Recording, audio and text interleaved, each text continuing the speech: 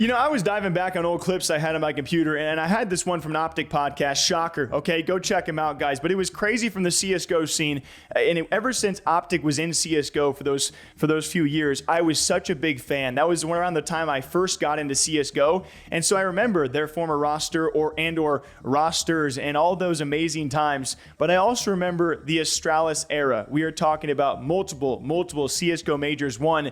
And around this same time that OpTic was getting into CSGO, it was actually Hitch revealing that apparently the roster that eventually became the all-time greats, Astralis roster, apparently that roster might have been offered to OpTic at one point, but they wanted 25% of OpTic Gaming in exchange for the soon-to-be Astralis CSGO roster.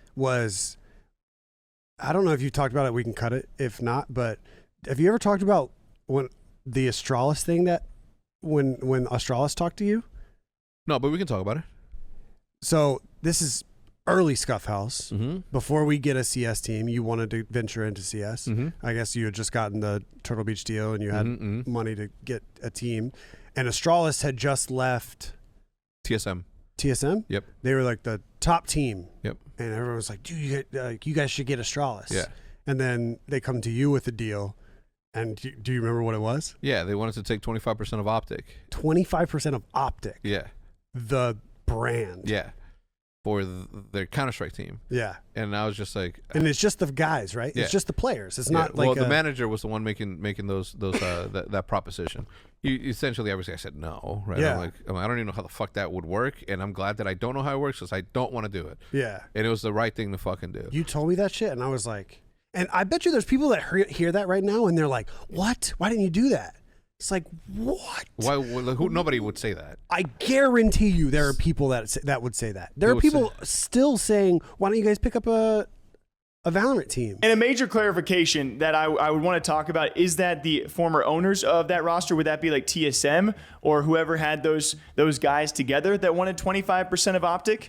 I don't know exactly what that means. Or was that the players going to OpTic and saying, hey, we want to play for you, but then we want ownership in your brand? I truly don't know. And that would be a huge major clarification in this whole debate. But regardless of whether it's an organization wanting 25% of OpTic for exchange of one of the all-time great CSGO rosters, or if it's the players who wanted that, it is still a wild time when you are literally about to see, I would say, some of the best Counter-Strike of all time, that era, but let alone what Astralis would go on to do. Regardless of their feats in the esport, it is insane that someone would ask for 25% of your brand in exchange for a single esport roster.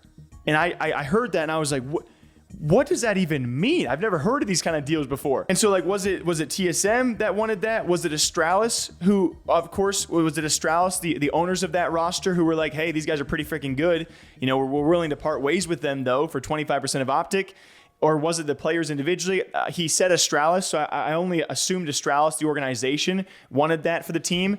And obviously they knew what they had because there was a lot of value there.